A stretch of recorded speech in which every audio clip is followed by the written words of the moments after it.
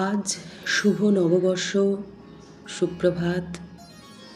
আজকের এই পুণ্য দিনে শ্রী শ্রী মা, শ্রী শ্রী ঠাকুর ও স্বামীজি মহারাজ এবং ভগিনী নিবেদিতা শ্রীচরণে সশ্রদ্ধ সাষ্টাঙ্গ প্রণাম জানাই। ভক্তবৃন্দ, সকল মানুষ, সুধীজন সকলকে জানাই আন্তরিক প্রীতি, শুভেচ্ছা এবং শ্রদ্ধা। আমরা পাঠ করছিলাম ভগিনী নিবেদিতার the cradle tales of Hinduism গ্রন্থের বঙ্গানুবাদ পুরাণের গাথা বইটি থেকে। আগেরবার আমরা পাঠ করেছিলাম আদর্শ স্ত্রী সতী সম্বন্ধে। আজ আমরা পাঠ করব হৈমবতী উমার কাহিনী। সতীর পরে হৈমবতী উমার কাহিনী আমরা পাঠ করছি। আগের গল্পটির রেশ ধরেই আমরা পাঠ করছি। সেটি হলো, পরজন্মে সতী রাজকন্যা উমা রূপে আবার পৃথিবীতে জন্ম নিলেন। দেবতাদের একদিন মানুষের সময় অনুযায়ী বেশ কয়েক বছরের সমান। সেই সময় অনুযায়ী শিশু উমা খুব অল্প সময়ের মধ্যেই বয়ঃপ্রাপ্তা হলেন। উমা জানতেন তিনি কে।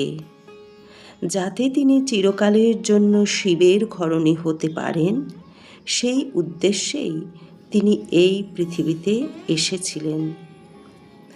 এই জন্মে তিনি এমন এক পিতার ঘরে জন্ম নিয়েছিলেন যিনি শিবকে ভালোবাসেন এবং তাকে জামাইরূপে বরণ করতে আগ্রহী। তিনি হলেন গিরিরাজ হিমালয়। আগের জন্মে তিনি দক্ষ রাজার গৃহে জন্মগ্রহণ করেছিলেন এবং আমরা দেখেছি যে দক্ষ রাজা কিন্তু শিব বিদ্বেষী ছিলেন, কিন্তু এ জন্মে তিনি হিমালয় কন্যারূপে জন্মগ্রহণ করলেন। শিশুকাল থেকেই উমা ছিলেন বহু সদ্গুণের অধিকারিণী। তিনি শুধুমাত্র যে শিবের প্রিয় কার্যগুলি নিখুঁতভাবে শুদ্ধাচারে সম্পন্ন করতেন তাই নয়, উপবাসী থেকে শিবের আরাধনায় তিনি দীর্ঘ সময় অতিবাহিত করতেন। এই কঠোরতা দেখে তাঁর মা তাঁর স্বাস্থ্যহানি, এমনকি জীবনহানিরও আশঙ্কায় এইগুলি করতে বারণ করতেন। উমা জানতেন সতীর স্মৃতি শিবের মনে আজও অম্লান। তাই তাঁর যতই সৌন্দর্য থাকুক না কেন, তাঁর দিকে শিব তাকিয়েও হয়তো দেখবেন না।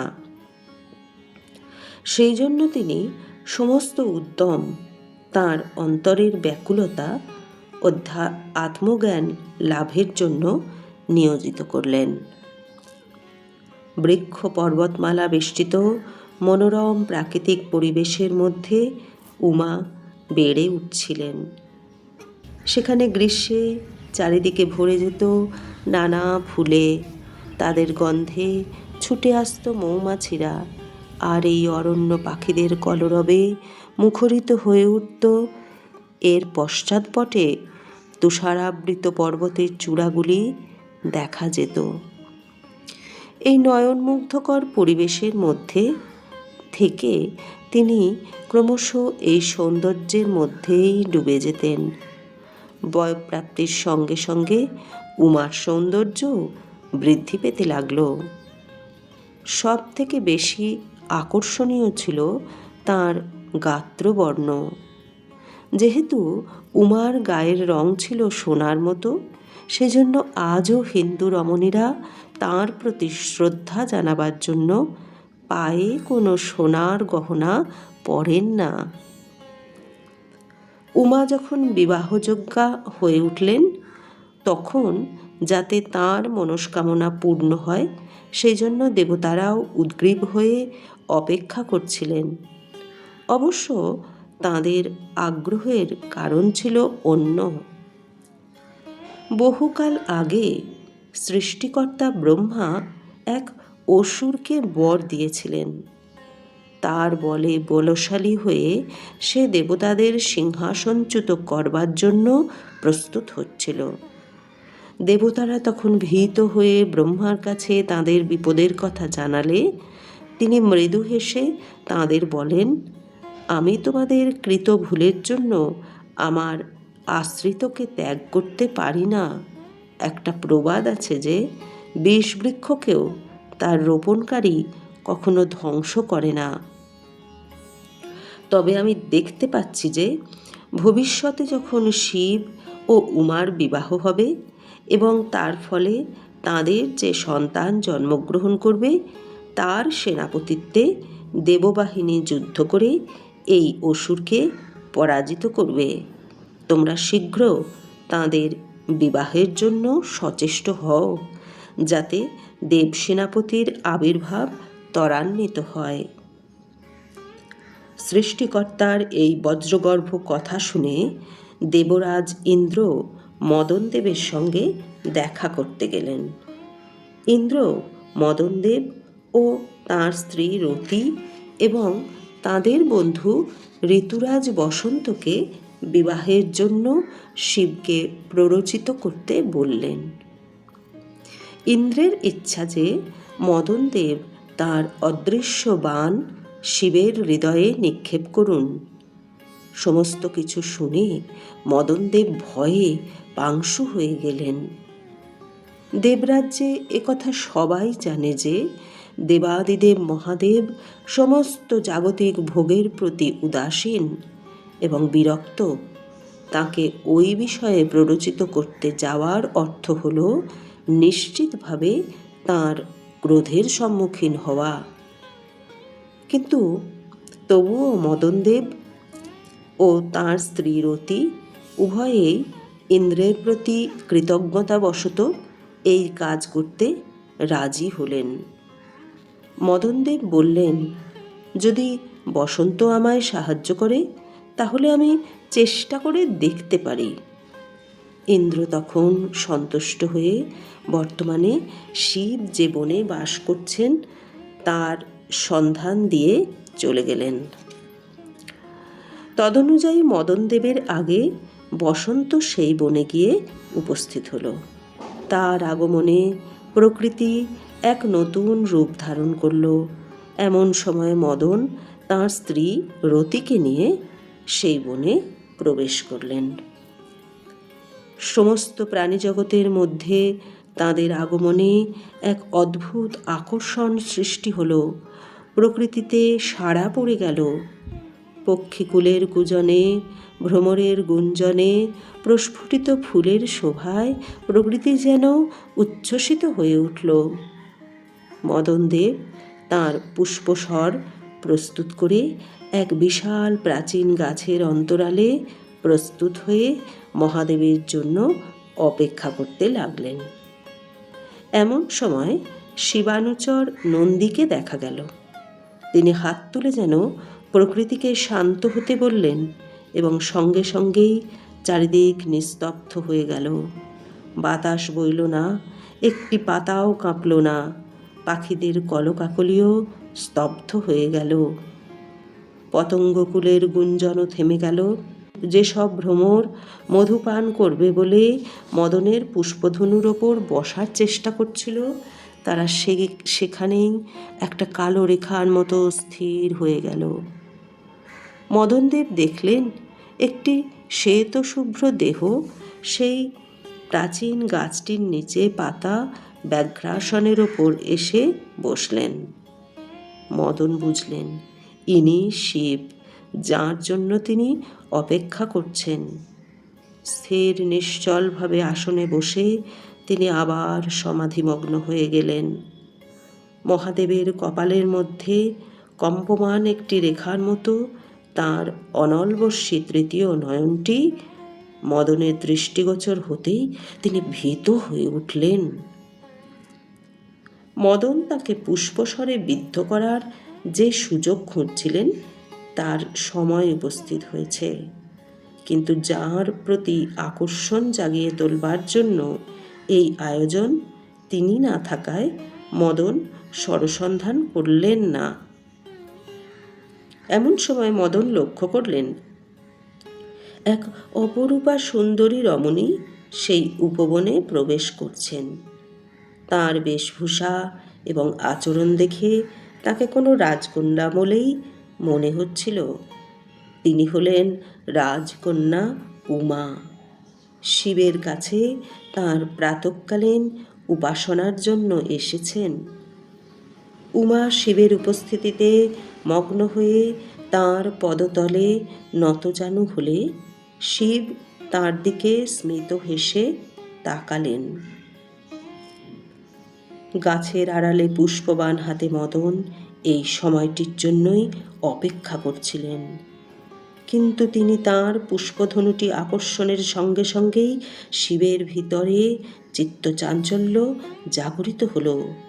শিবের কারণ বুঝতে পেরে তার তৃতীয় নয়নের দৃষ্টি মদনের দিকে ফেলা মাত্রই সে ভস্মে পরিণত হল। তৎক্ষণাৎ শিব তাঁর আসন ত্যাগ করে চলে গেলেন।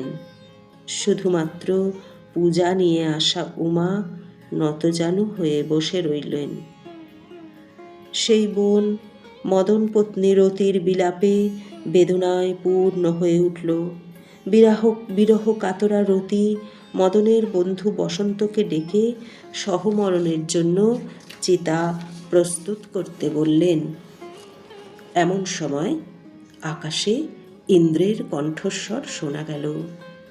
তিনি রতিকে সহমরণ থেকে বিরত থাকতে বললেন এবং তাকে প্রবোধ দিয়ে ধৈর্য ধরে থাকতে বললেন। তিনি আরও বললেন, তোমার স্বামী যে কাজ করেছে তার ফলে শিব ও উমার যখন বিবাহ হবে তখন আবার মহাদেবের কৃপায় মদন পুনরুজ্জীবন লাভ করবে। বসন্ত রতিকে ইন্দ্রের কথায় ধৈর্য ধরে অপেক্ষা করতে বললেন। কয়েক মাস পরে তার স্বামীকে পুনর্জীবিত করা হয়েছিল, কিন্তু তার দেহ না থাকার কারণে তাকে দেখতে পাওয়া যায় না। সেই থেকে ভালোবাসাকে দেখা যায় না। উমা সেই বনে একাকী রয়ে গেলেন।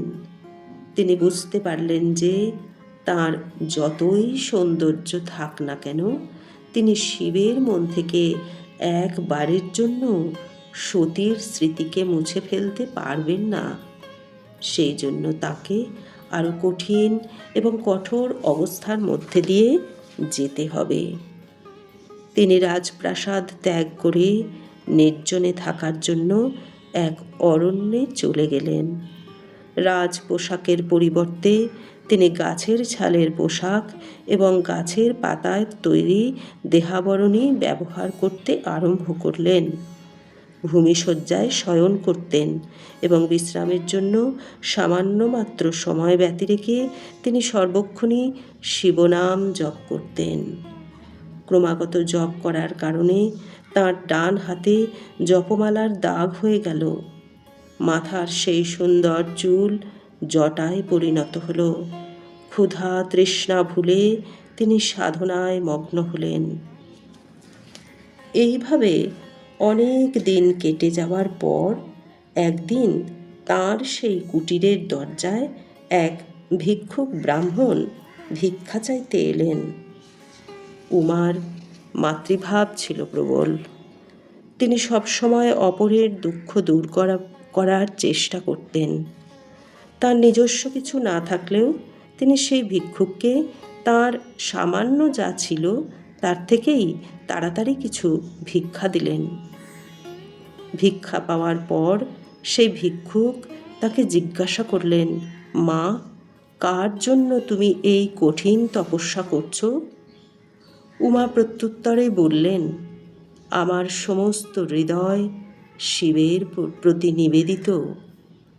ব্রাহ্মণ তদুত্তরে শিবের দারিদ্র্য, চালচলন ইত্যাদি সম্পর্কে নানা কটূক্তি করে বললেন, তুমি তোমার হৃদয় অপাত্রে নিবেদন করেছ।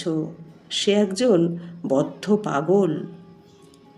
উমা তাঁকে বললেন, আপনি উচ্চকোটির মানুষদের অন্তর্জগৎ সম্বন্ধে কিছুই জানেন না, তাই এমন কথা বলেছেন। তবুও সেই ব্রাহ্মণ তাঁর কাছে বারবার শিবের সম্পর্কে নানা ধরনের কুকথা বলতে লাগলেন এবং তাকে বৃথা কালক্ষেপণ করতে বারণ করলেন, করে বললেন, সে কিছুতেই তোমার যোগ্য হতে পারে না। তার কথা শুনে উমা ক্রুদ্ধ হয়ে তাকে বললেন, আমি অনেকক্ষণ আপনার কথা সহ্য করেছি, আর আপনার একটি কথাও আমি শুনব না। এই বলে উমা ফিরে চললেন। এমন সময় এক অদ্ভুত ঘটনা ঘটল। সেই ব্রাহ্মণ সহসা শিবের রূপ ধারণ করলেন। উমা চোখকে বিশ্বাস করতে পারছেন না। অবশেষে তার প্রতীতি জন্মালো যে সত্য সত্যই শিব তাঁর সম্মুখে দাঁড়িয়ে। এইভাবে উমার সঙ্গে মহাদেবের পরিণয় হয়েছিল। নমস্কার। ওম শান্তি শান্তি শান্তি। হরি ওম।